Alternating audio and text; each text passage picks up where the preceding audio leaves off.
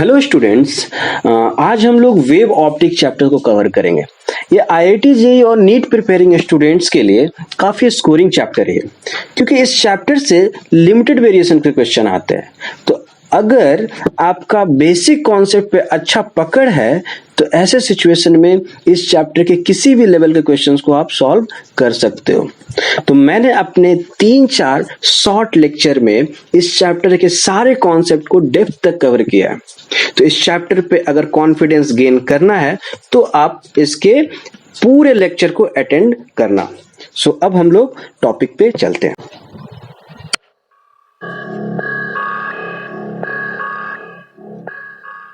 तो in this chapter light कैसा behave करेगा यहाँ पर, तो वेव की तरह बिहेव करेगा। ठीक है, तो ये हो गया।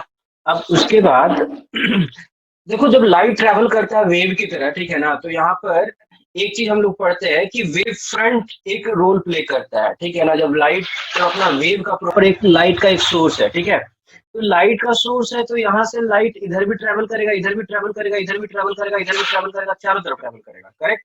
नाउ ऐसे सिचुएशन में एक पर्टिकुलर टाइम के बाद मान लो ये जो पार्टिकल जो है, फोटोन पार्टिकल जो है, वो मान लो इस पोजीशन में पहुंचता है।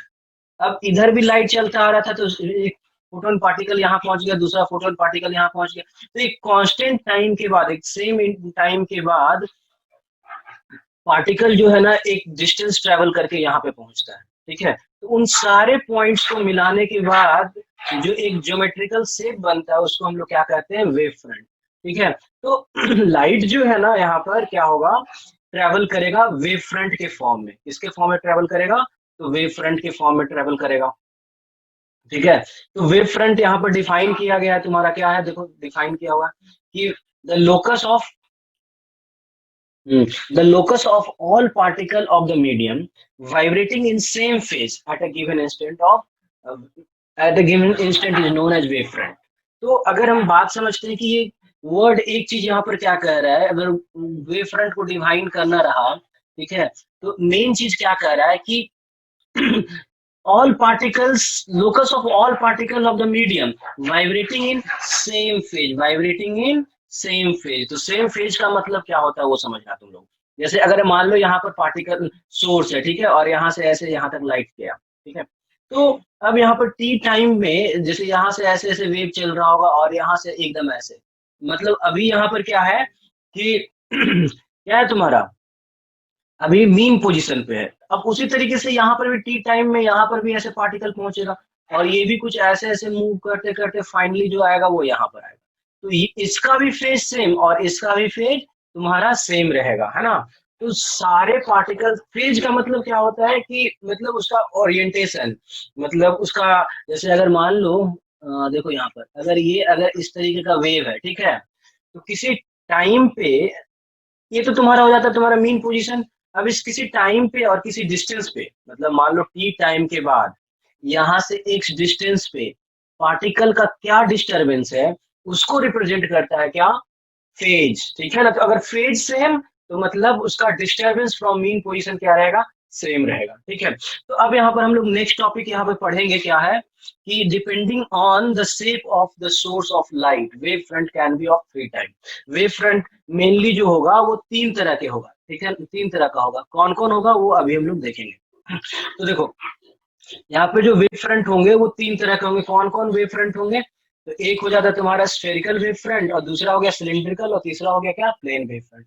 और ये तीनों टाइप के जो वेव फ्रंट है वो डिपेंड किस पे करेगा, वो डिपेंड करेगा तुम्हारे लाइट के सोर्स पे। ठीक है, अगर पॉइंट सोर्स होगा तो वैसे सिचुएशन में जो सिमेट्रिक बनेगा वो कैसा बनेगा, स्फेरिकल शेप का। समझ गए। जैसे यहाँ पर अगर देखा जाए, तो टी टाइम के बाद पार्टिकल यहाँ, फिर दूसरे टी टाइम के बाद पार्टिकल यहाँ, तो इस तरीके से अभी तो केवल हम लोग एक प्लेन में दिखा रहे, तो प्लेन में एक सर्कल दिख रहा है, लेकिन ऐसा थोड़ी ना है कि लाइट सोर्स केवल उस प्लेन के अलावा मूव करेगा, लाइट तो चारों तरफ फैलेगा। ठीक है, तो एक स्फेरिकल सिमेट्री बनते हुए लाइट ट्रैवल करता है, तो इसलिए इसको हम लोग क्या कहते हैं, स्फेरिकल वेव फ्रंट। ठीक है, सिलिंड्रिकल वेव फ्रंट में क्या होता है, यहाँ पर क्या रहेगा तुम्हारा लाइन सोर्स रहेगा। ठीक है ना, जैसे अगर मान के चलो एक लंबा ऐसे रॉड है, अब उस लंबे रॉड में हर एक पॉइंट पे लाइट का सोर्स है और वो लाइट सोर्स जो है वो चारों तरफ लाइट को इमिट कर रहा होगा। ठीक है, जैसे मरकरी हो गया, एक लीनियर शेप का मरकरी, ठीक है ना, उसमें लाइट चारों तरफ फैल रहा होता है। तो वैसे सिचुएशन में जो वेव फ्रंट जनरेट होता है वो कैसा होता है, सिलेंड्रिकल वेव फ्रंट होता है।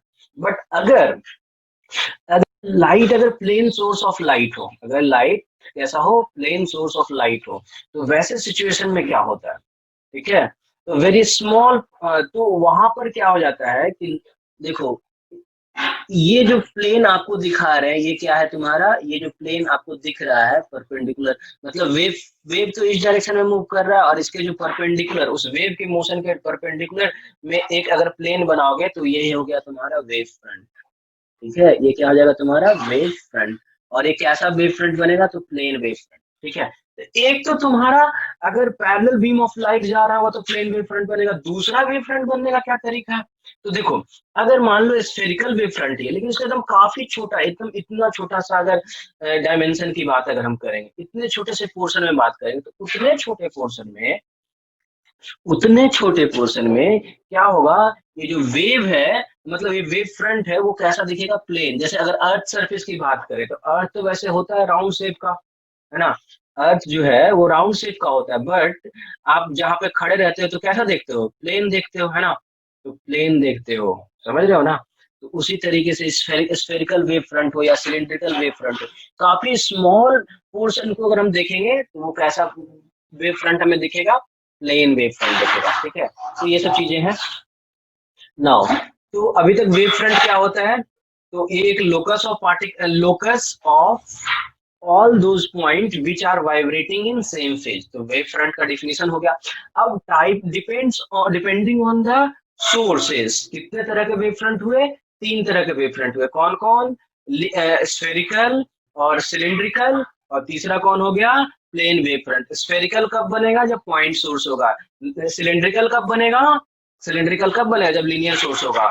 और प्लेन वेव फ्रंट कब बनेगा, तो दो केस में बनेगा। कौन कौन केस हुआ, पहला केस हुआ तुम्हारा जब पैरेलल बीम ऑफ लाइट जा रहा होगा तो उसके परपेंडिकुलर, उस पैरेलल बीम के परपेंडिकुलर प्लेन जो बनेगा वो क्या होगा, एक वेव फ्रंट होगा, तो वहां पर प्लेन वेव फ्रंट बनता है। और दूसरा क्या होता है कि अगर कोई भी स्फेरिकल हो या फिर सिलिंड्रिकल वेव फ्रंट, उसका अगर कोई स्मॉल पोर्शन तुम लोगे तो वो भी कैसा हमें सीन कैसा दिखेगा हम लोग को, एक प्लेन वेव फ्रंट की तरह दिखेगा। तो इतना चीज अभी तक हम लोग सीखे हैं। नाउ उसके बाद हम लोग सीखेंगे क्या, प्रॉपर्टी ऑफ वेव फ्रंट। तो प्रॉपर्टी ऑफ वेव फ्रंट क्या होता है, तो देखो, पहला प्रॉपर्टी इसमें क्या आता है कि always perpendicular to the direction of propagation of light.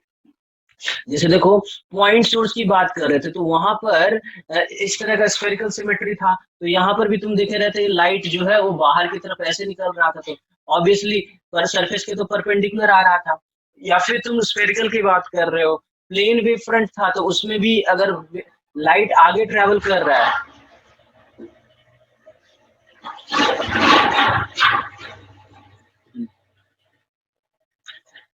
हाँ, तो लाइट अगर आगे ट्रेवल कर रहा होगा, ठीक है ना, तो उसके परपेंडिकुलर में जो प्लेन बनता है वो प्लेन वेव फ्रंट हो गया। तो ये चीज हम लोग को सबसे पहला चीज ध्यान रखना है कि वेव फ्रंट जो होगा वो हमेशा हमेशा direction of propagation of light के परपेंडिकुलर होगा।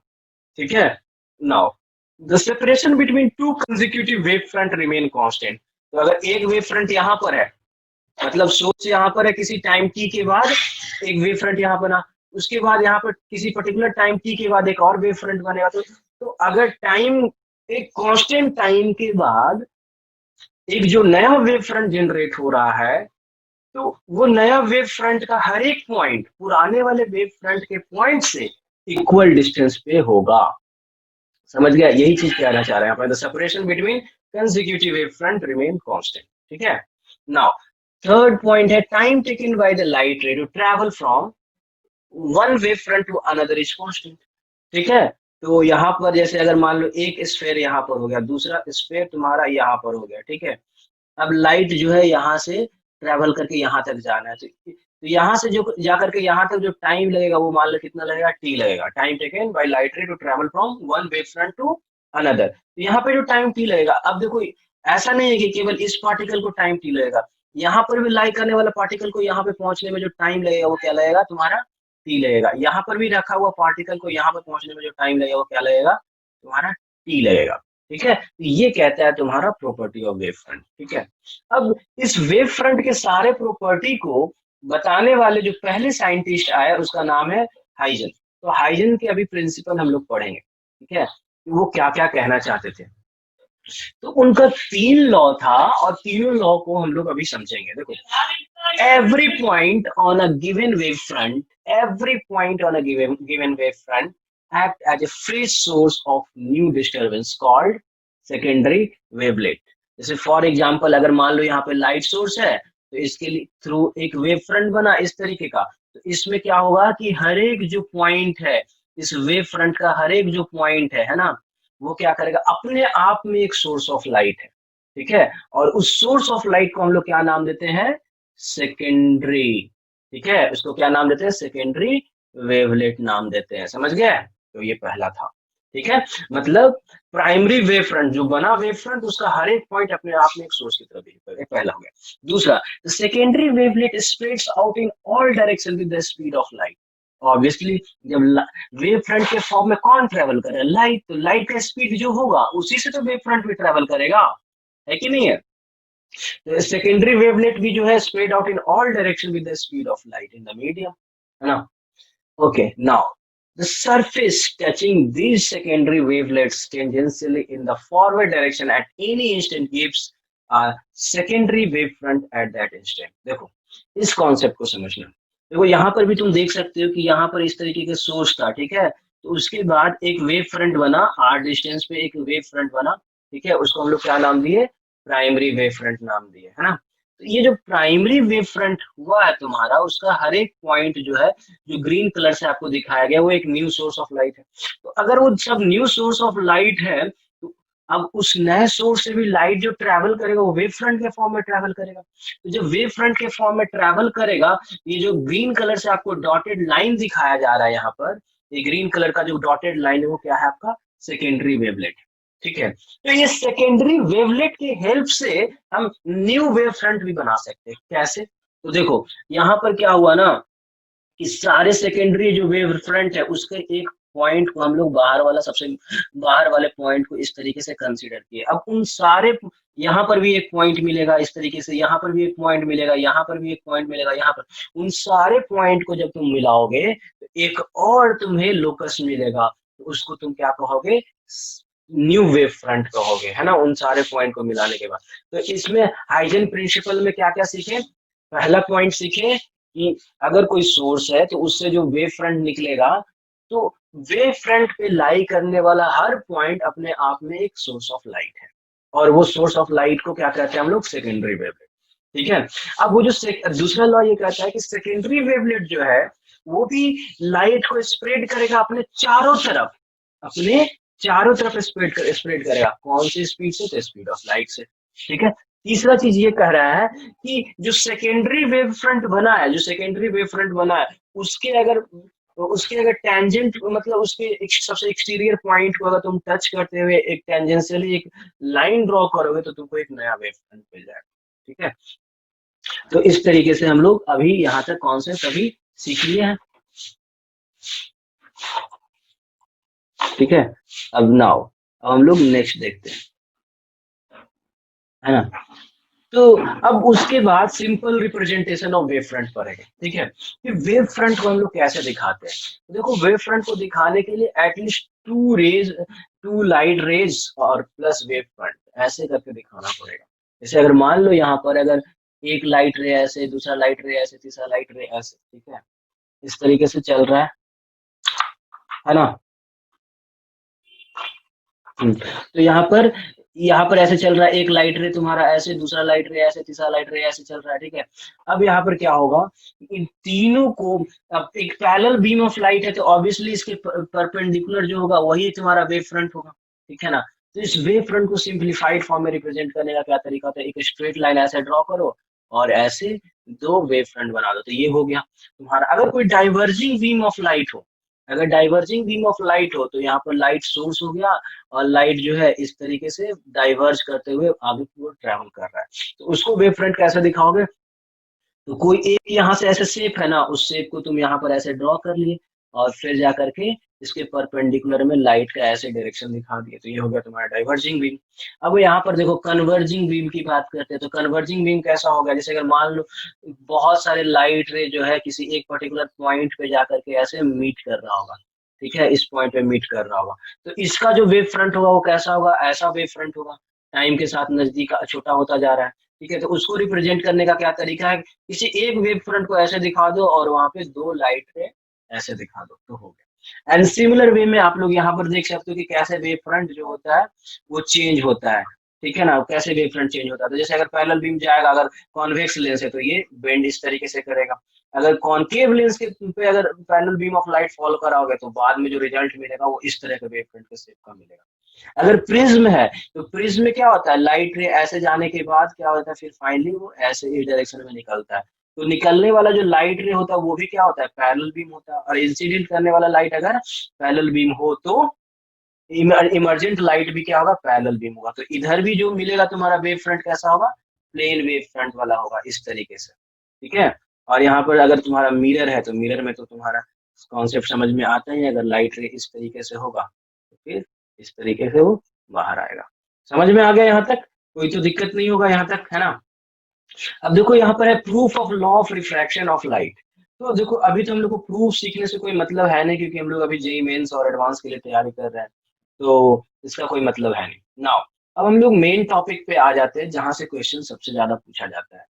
अगर वेव से क्वेश्चन सबसे ज्यादा पूछेगा तो आपका यही टॉपिक है, इंटरफेरेंस, ठीक है। तो इंटरफेरेंस मतलब सिंपल वर्ड समझ लो कि जैसे कहते हैं ना हम लोग, मेरे काम में इंटरफेयर मत करो, मतलब कि अपना काम से मतलब रखो, हम अपने काम से मतलब रखते हैं।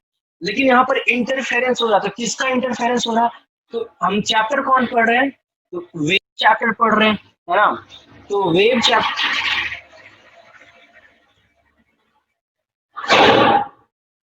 तो देखो वेव चैप्टर पढ़ रहे हैं तो ऑब्वियसली जो यहाँ पर इंटरफेयर होगा वो किस चीज का होगा, वेव का होगा। यहाँ पर इंटरफेयर जो होगा वो वेव का होगा। तो जब दो वेव एक पोजीशन में मिलते हैं, जब एक वेव इधर से आ रहा है दूसरा वेव यहाँ पे आ रहा है, तो जब मिलेगा तो जो एक मिलने के बाद एक जो नया कुछ फेनोमेना दिखेगा, ठीक है, वो क्या होगा, वो जो नया फेनोमेना होगा रिजल्ट ऑफ इंटरफेरेंस है, मतलब दो वेव के मिलने का वो रिजल्ट है। तो वही चीज यहाँ पे कह रहा है, व्हेन टू और more wave superimpose over other, मतलब एक के ऊपर दूसरा सुपर इम्पोज कर गया, मिल गया, ठीक है, over other at A common particle. मतलब अगर मान लो इस मीडियम में एक पार्टिकल है पी, अब पी पे क्या हुआ कि इधर से भी वेव आ रहा था इधर से भी वेव आ रहा था, जा करके इस पॉइंट पे मिलता है, ठीक है। तो अब ये पॉइंट पी जो है ना वो वहां पे रेस्ट में तो रहेगा नहीं, हो सकता है कुछ उसका डिस्प्लेसमेंट होगा। देन तो जो पार्टिकल का डिस्प्लेसमेंट होगा ना वो केवल एक वेव के ड्यू टू नहीं होगा, दोनों वेव के ड्यू टू होगा। तो वही चीज यहाँ पे करा, then the resulting displacement y of the particle is equal to the vector sum of displacement y1 and y2 produced by individual wave। समझ गए, तो दोनों के ड्यू टू जो डिस्प्लेसमेंट, जैसे एक वेव है, अगर मान लो इस पार्टिकल को y1 से डिस्प्लेस करना चाह रहा है, दूसरा वेव जो है y2 से डिस्प्लेस करना चाह रहा है, ठीक है। तो ये जो पी पॉइंट है उसका जो फाइनल डिस्प्लेसमेंट होगा वो होगा दोनों के डिस्प्लेसमेंट का वेक्टर सम, ठीक है। और इस फेनोमेना को हम लोग क्या कहते हैं, इंटरफेरेंस कहते हैं। समझ में आ गया सब लोग को, ठीक है। तो ये चीज है, ओके। तो देखो तुम लोग एक चीज मैं बता दे रहा हूँ कि तुम लोग इतना मतलब डेप्थ में बेसिक चीज को इतना प्रॉपर तरीके से रीड नहीं करोगे अब, काहे कि क्योंकि टाइम बहुत कम बचा है, तो तुम लोग फटाफट फटाफट फटाफट देखते चलोगे, न्यूमेरिकल बनाओगे। तो कहीं ना कहीं ये आखिरी मौका समझ सकते हो तुम कि अभी जस्ट मेंस का एग्जाम है, तो थियोरी को थोड़ा सा डेप्थ में समझ लेते हैं इस आधा घंटा के अंदर, और फिर तो क्वेश्चंस तो करना ही है, ठीक है। 1 घंटा का क्लास और 1 से 2 घंटा का क्लास और होगा, तुम्हारा चैप्टर को फिनिश कर देंगे with several different different types of questions also, ठीक है। चलो देखते हैं, यहाँ तक हम लोग समझ में आ गया कि इंटरफेरेंस क्या होता है। अब देखो, अब इंटरफेरेंस जैसे तुम कहते हो ना कि सस्टेन करना चाहिए कोई चीज, तो सस्टेन करना चाहिए मतलब क्या, कि वो ठहरना चाहिए, रुकना चाहिए, ऐसा नहीं कि कोई फेनोमेना हो, जैसे लाइट यहाँ पर इलेक्ट्रिसिटी जो है ना सस्टेन नहीं कर, मतलब कि कोई भी चीज सस्टेन नहीं कर रहा है, इसका मतलब क्या कि डेवलप हो रहा हो, खत्म हो जा रहा है तुरंत। तो वही कह रहा है यहाँ पे कि the interference is said to be sustained, ठीक है, मतलब वो इंटरफेरेंस का जो भी पैटर्न बनेगा वो सस्टेन तभी करेगा जब दोनों the phase difference between two wave does not change with time. मतलब जैसे अगर मान लो एक वेव यहाँ से चला, दूसरा वेव यहाँ से चला, तो इस पॉइंट पे पहुंचा, ठीक है। तो जब पी पॉइंट पे पहुंच रहा हो तो मान लो एक वेव जो है पी पॉइंट पे यहाँ पर है, मतलब ये दूसरा पहला जो वेव है ना, जब पी पॉइंट पे पहुंच रहा था तो उसका डिस्प्लेसमेंट मैक्सिमम था। दूसरा वेव भी वहां पे पहुंचेगा तो हो सकता है दूसरा वेव का पी पॉइंट पे पहुंचने पे उसका मतलब वो क्या हो गया, उसका डिस्प्लेसमेंट क्या जीरो है। तो कहीं ना कहीं पोजीशन में तो डिफरेंस आ गया। तो पोजीशन में अगर डिफरेंस आ गया तो फेज में भी डिफरेंस आएगा। तो जो भी फेज में डिफरेंस आ रहा है आने दो, कोई फर्क नहीं पड़ता है। लेकिन जो भी फेज में डिफरेंस आया है वो कांस्टेंट आप मेंटेन करिए। समझ गए? उस चीज को जो भी फेज डिफरेंस λ/2 का हो या जो भी हो, जितना भी फेज का डिफरेंस हो, 5/5 का वैल्यू कुछ भी हो, लेकिन जो भी हो वो कांस्टेंट हो। मतलब कि ऐसा ना कि अभी हुआ और कुछ देर के बाद वो खत्म हो जाए, कुछ और फेज डिफरेंस हो गया, फिर थोड़ी देर के बाद कुछ और फेज डिफरेंस हो गया, तो वैसे सिचुएशन में क्या होगा कि हमारा आंख जो है ना, हमारा आई जो है वो सारी चीजों को प्रॉपर ऑब्जर्व नहीं कर पाएगा और वो सस्टेन इंटरफेरेंस नहीं कहलाएगा। चलो, तो ये चीज हो गया। तो इस तरीके से देखो, अगर यहाँ पर एक सोर्स हो गया तुम्हारा S1 और दूसरा सोर्स हो गया S2, यहाँ से एक डिस्टरबेंस पहुंचा Y1 और इधर का डिस्टरबेंस है Y2, तो ऊपर का एक, अब देखो वेव का एक इक्वेशन होता है। क्यों वेव का इक्वेशन यहाँ पर ऐसा हुआ? क्योंकि देखो किसी पर्टिकुलर टाइम के बाद वेव का पोजीशन कहीं और हो जाएगा। ठीक है, जैसे अगर यहाँ पर एक वेव का इक्वेशन अगर ऐसे देखते हो तो क्या अभी जो वेव यहाँ था थोड़े टाइम के बाद यहाँ पहुंच जाएगा। ठीक है, पहला चीज तो ये। अगर ये एक्स एक्सिस हो गया और यहाँ पे वाई एक्सिस हो गया तो एक्स का वैल्यू तुम बदलते जाओ, ठीक है, वाई का वैल्यू क्या होगा, चेंज होता चला जाएगा। समझ रहे हो ना, एक्स की वैल्यू चेंज करने से वाई का वैल्यू चेंज होता चला जाएगा। तो कहीं ना कहीं वाई क्या है, डिस्टरबेंस फ्रॉम मीन पोजीशन। इस मीन पोजीशन से कितना डिस्टरबेंस आप कर रहे हो। तो वाई का वैल्यू दो चीज पे डिपेंड होता है, एक टाइम पे और एक्स पे, है ना।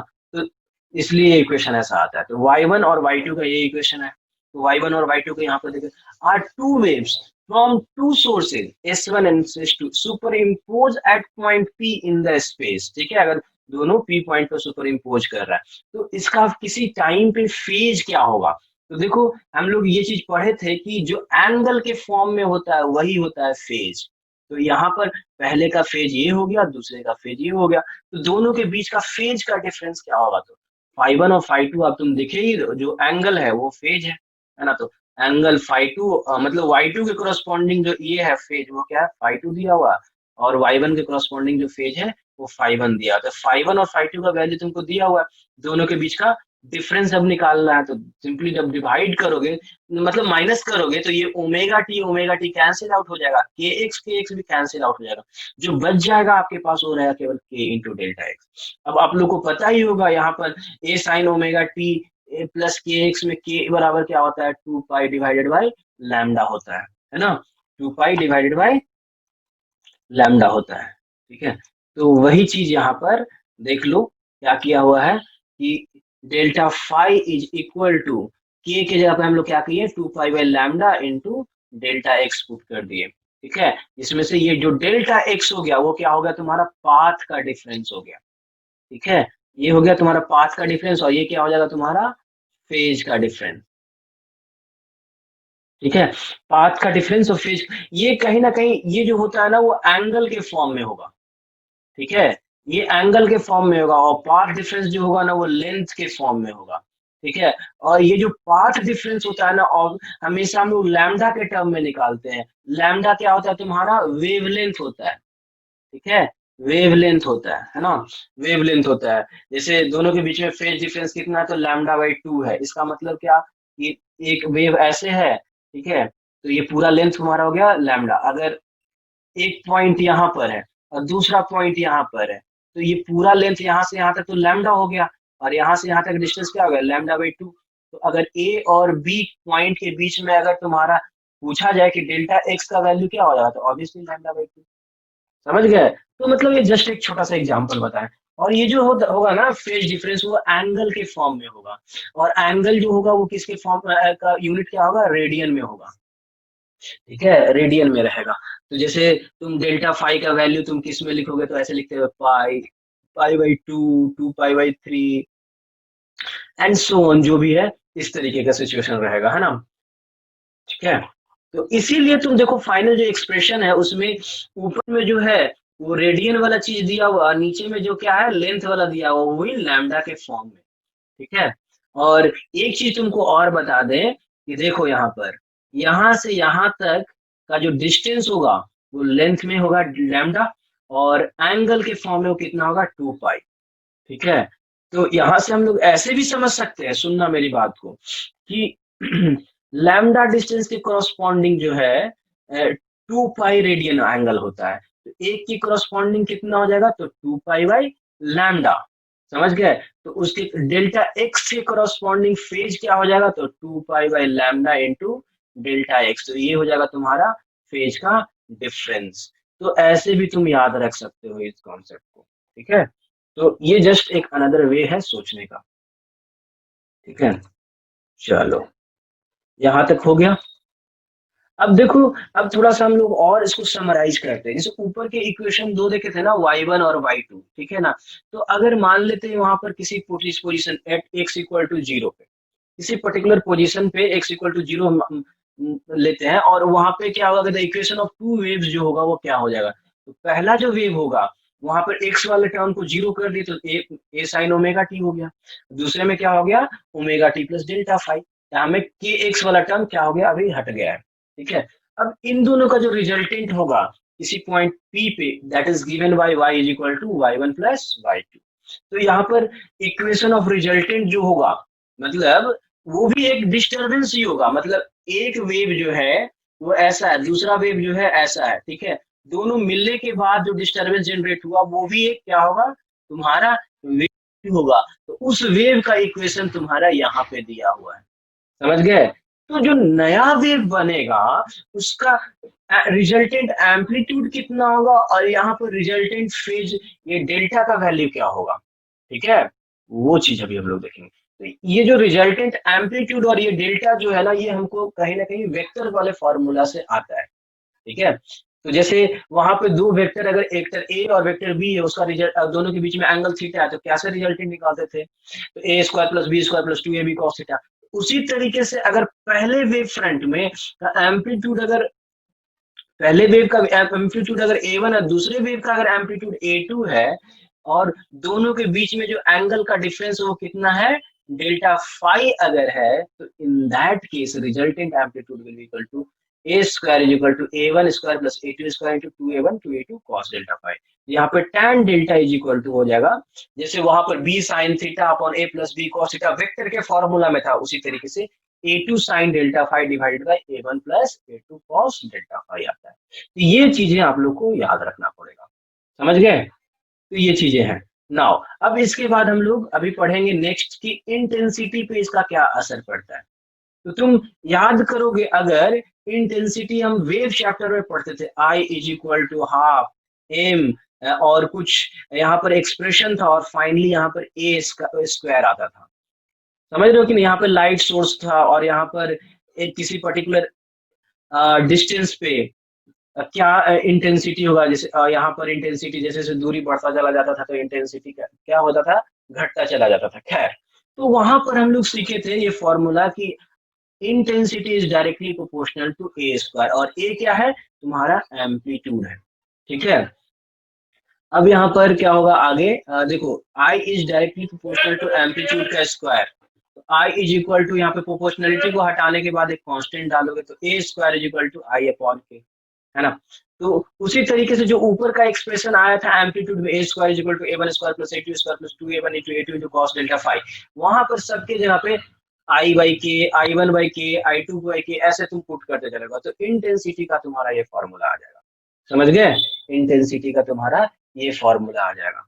तो दो फॉर्मूला आप लोग को याद रखना है, कौन कौन सा, एक फॉर्मूला तो ये रहेगा, ये क्या है, एम्पलीट्यूड में रिलेशन, है ना, और दूसरा फॉर्मूला क्या है, इंटेंसिटी में रिलेशन। तो यहाँ पर ये चीज हो गया। अब जैसे तुम लोग याद करो, वेक्टर में दो वेक्टर के बीच में रिजल्टेंट मैक्सिमम कब होता है, मिनिमम कब होता है, उसी तरीके से यहाँ पर भी इंटेंसिटी का मैक्सिमम और मिनिमम निकालेंगे। वो कहीं ना कहीं डिपेंड कर रहा होगा कॉस डेल्टा फाई पे। अगर डेल्टा फाई का वैल्यू अगर 0 लोगे तो cos phi is equal to 1 हो जाएगा। तो वैसे सिचुएशन में ये तुम्हारा क्या हो जाएगा, रूट ओवर आई 1, इसको हम लोग क्या लिख सकते हैं, ऐसे रूट ओवर आई 1 का होल स्क्वायर लिख सकते हैं ना, इसको भी उस तरीके से लिख सकते हैं। तो फिर यहाँ पर जब तुम सॉल्व करोगे तो क्या आ जाएगा तुम्हारा, root I 1 plus root I 2। तो ये चीज आई मैक्स में आएगा। आई मिनिमम कब होगा, जब दोनों के बीच का फेज डिफरेंस जो होगा 180 डिग्री होगा। तो उस केस में कॉस फाई का वैल्यू कितना हो जाता है, -1। यहाँ पे रूट ओवर आई 1 माइनस आई 2 का होल स्क्वायर। तो आई मैक्स आई मीन ये दोनों चीज याद रखना है, ठीक है। तो यहाँ तक हम लोग क्या क्या पढ़े हैं उसको भी हम लोग एक बार रिकॉल कर लेंगे, उसके बाद आगे बढ़ते हैं, ठीक है। यहाँ पर शुरुआत में क्या क्या पढ़े देख लो तो थोड़ा सा। इंटरफेरेंस में जब दो वेव मिलता है तो एक नया पैटर्न बनता है, उसको हम लोग क्या कहते हैं, नया फेनोमेना मिलता है, उसको हम लोग कहते हैं इंटरफेरेंस। तो अगर एक की ड्यू टू डिस्प्लेसमेंट y1, दूसरे के ड्यू टू डिस्प्लेसमेंट y2, तो रिजल्टेंट डिस्प्लेसमेंट क्या होगा, y equal to y1 plus y2। अब इंटरफेरेंस सस्टेन कब करेगा, जब दोनों के बीच का फेज डिफरेंस कांस्टेंट होना चाहिए, ठीक है। अब दोनों के फेज डिफरेंस और पाथ डिफरेंस के बीच में क्या रिलेशन है, तो delta phi is equal to 2 pi by lambda into delta x. तो यहाँ से फेज डिफरेंस और पाथ डिफरेंस में रिलेशन मिल गया तुमको। अब उसी तरीके से अगर दो वेव जब मिलता है, ठीक है ना, दो वेव y और y1, अगर y1 और y2 अगर मिलता है तो रिजल्टेंट वेव बनता है। तो रिजल्टेंट वेव का एम्पलीट्यूड क्या होगा, तो वहां पर एम्पलीट्यूड होगा A square is equal to A one square plus A two square plus 2a2 cos. तो इस तरीके से आप लोग के माइंड में पैटर्न बन जाना चाहिए सारा चीज, एक एक थियरी का एक एक लाइन माइंड में बन जाना चाहिए। तो ये कहाँ से आता है, तो वेक्टर वाले तरीके से, A one square plus A two square plus 2a1 a2 into cos phi, और tan डेल्टा भी उस तरीके से आ जाता है। अब उसके बाद इंटेंसिटी की बात करें तो इंटेंसिटी को हम एम्पलीट्यूड से रिलेट करते हैं, क्योंकि इंटेंसिटी जो है एम्पलीट्यूड के डायरेक्टली प्रोपोर्शनल है। तो फिर वहां से इन इंटेंसिटी में भी रिलेशन आता है, क्या होता है, I is equal to I 1 plus I 2 plus 2 into root over I 1 I 2 cos delta phi, correct. Now जब ये फॉर्मूला आ जाता है तो इंटेंसिटी का मैक्सिमम वैल्यू, इंटेंसिटी का मिनिमम वैल्यू हम लोग देखते हैं। तो मैक्सिमम वैल्यू कब होगा, जब इसका वैल्यू कॉस डेल्टा फाई का वैल्यू कितना हो जाएगा, 0 होगा। तो वो हो जाएगा तुम्हारा root over I 1 plus root over I 2 का होल स्क्वायर। आई मिनिमम का वैल्यू क्या हो जाएगा, तो जब दोनों के बीच में 180 डिग्री होगा, तो वैसे केस में कॉस फाई का वैल्यू कितना हो जाएगा, -1। तो ये आ जाएगा तुम्हारा, ठीक है।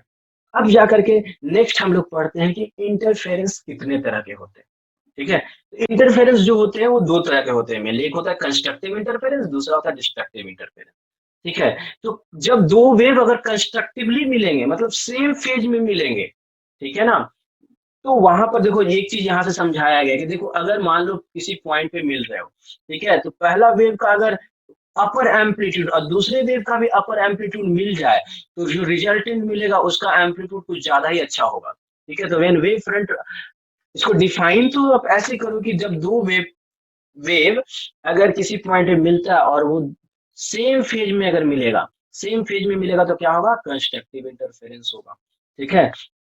तो वहां पर जो होगा, अब देखो कंस्ट्रक्टिवली अगर मिल रहे हो तो ऑब्वियसली जो इंटेंसिटी होगा लाइट का वो मैक्सिमम होगा।